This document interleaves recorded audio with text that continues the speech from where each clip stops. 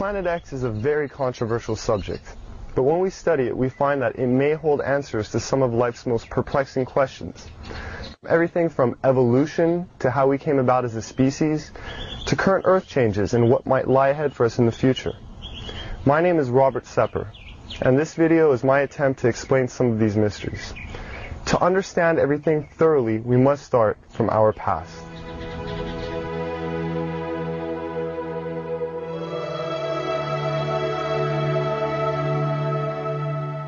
As you do research on our mitochondrial DNA, you find that it goes back into the range of 150,000 years. So if you figure that the mitochondrial DNA says 150,000 years, the upper limit, I would think, for our species as it exists would be in the 200,000 range. If we're 150 to 200,000 years old, that throws a huge, gigantic wrench into the establishment position that we evolved from creatures that were walking upright approximately 4 million years ago. The early Australopithecines, Lucy, everyone is familiar with her at around 3.2 to 3.5 million years ago, and they're finding new ones all the time.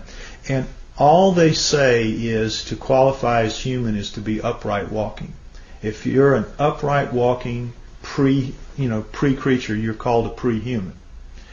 And even though all of those creatures, right through Neanderthal, from Lucy at 4 million years ago, right through the Homo habilis, Homo erectus, Neanderthal to Cro-Magnon, right up to Cro-Magnon, all of those creatures don't look anything like human beings as we are today. They are as different from us as primates. In fact, they look like primates. They look like upright walking primates. Up through Neanderthal, back to Lucy, and whatever's going to come before her. What could make something change so radically, literally overnight, in anthropological terms, and be anything remotely associated with Darwinism?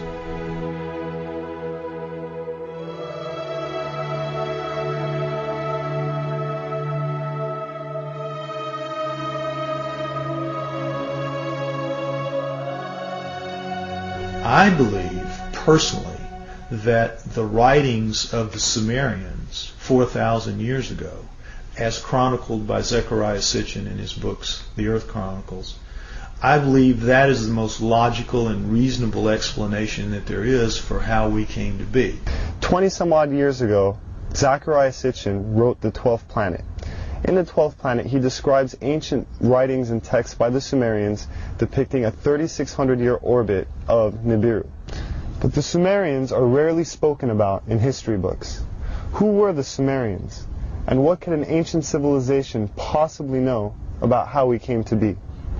We only hear about like the Egyptians or the Mayans or the Incans, Romans, Greeks. The first culture we have on Earth were the Sumerians. And they showed up 6,000 years ago where modern-day Iraq is. It's right between the Tigris and Euphrates rivers. It was then known as Mesopotamia, Babylon, but also Sumeria, where the first culture on Earth stems. And they have left us over 100 of the first for high society to take place. For instance, stemming from Sumeria 6,000 years ago, they were the first ones to invent writing. They had a system of over 400 characters known as cuneiform text. They'd use a wedge-shaped stylus or an object with a wedge and would twist and turn and make all these characters that came up to about 400 characters. And they had their own complete language, like an alphabet that we use today, A through Z. But this stemmed out of Sumeria 6,000 years ago. And all of the first for high society come from them. Time, the calendar, math, schools, courts, judges, systems of law, all of this originated in Sumeria, which was then known as Mesopotamia, Babylon, today's modern-day Iraq. The Sumerians are actually probably the most influential culture of the ancient world. Not the Egyptians, not the Greeks, not the Romans, the Sumerians. The Sumerians invented, for example, the zodiac. All of the symbols that we still have today for the zodiac was created by the Sumerians. They tell an incredible story the Sumerians do, of the Anunnaki, which is that there's another planet in our solar system, that gods, super beings, live on this planet, that these beings come to Earth.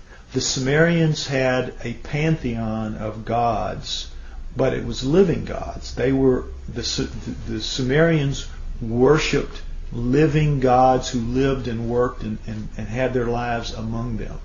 They were the Anunnaki. Among those Anunnaki, there were 12 leaders, 12 super gods, the bosses, the boss of bosses.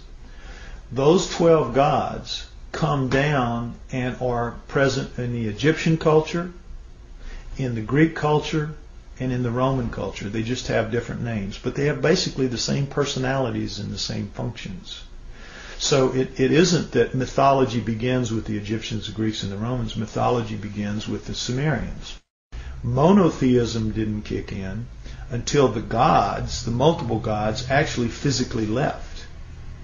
And when we look at all the stories in the Bible about how God is a feared God, and if you do what God tells you, you are given the reprisal of going to heaven, or if you do wrong, you go to hell, and it's very black and white. But the Sumerians give us a lot more context into that line of thinking and how it came about in their image and after their likeness. The Anunnaki quoted to the Sumerians as saying, "We have created you in our image and after our likeness, and we were their slaves," basically, to do as they bid it.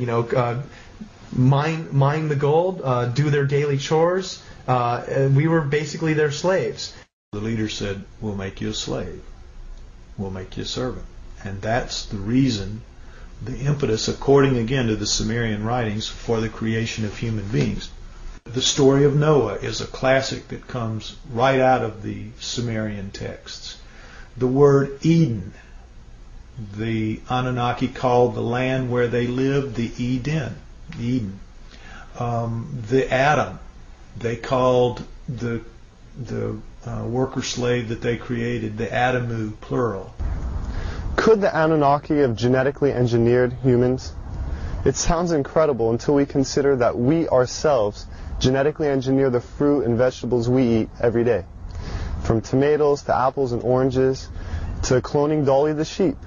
If we can genetically manipulate DNA, then who's to say that we weren't created or our DNA wasn't tampered with by another race of beings in the past? Now the question is, were we? Did they? And if we were, there must be some empirical evidence, some clues left behind, besides writing in a text, that points to this.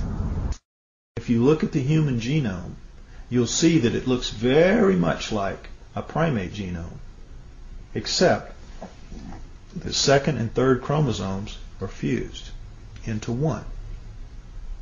So, what does that solve? It gives you all the chromosomal material of the primate, but it's now only taking up the space in the combining process of 46.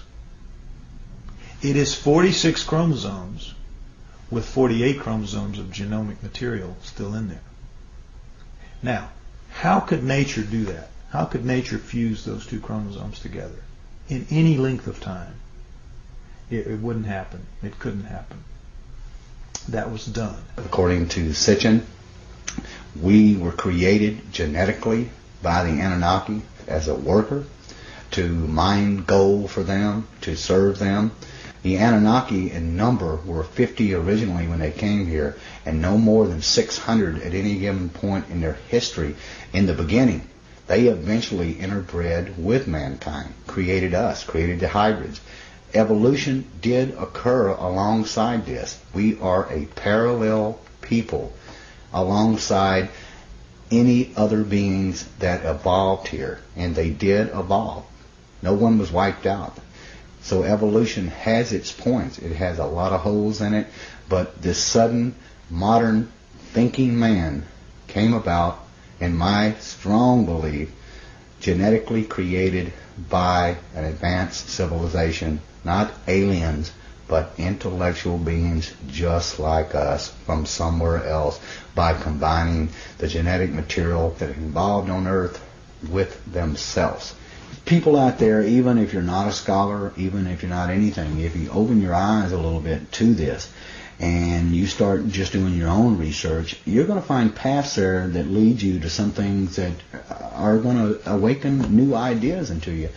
And the next few years, I think we're going to see a watershed of information that is going to absolutely rewrite every book of history.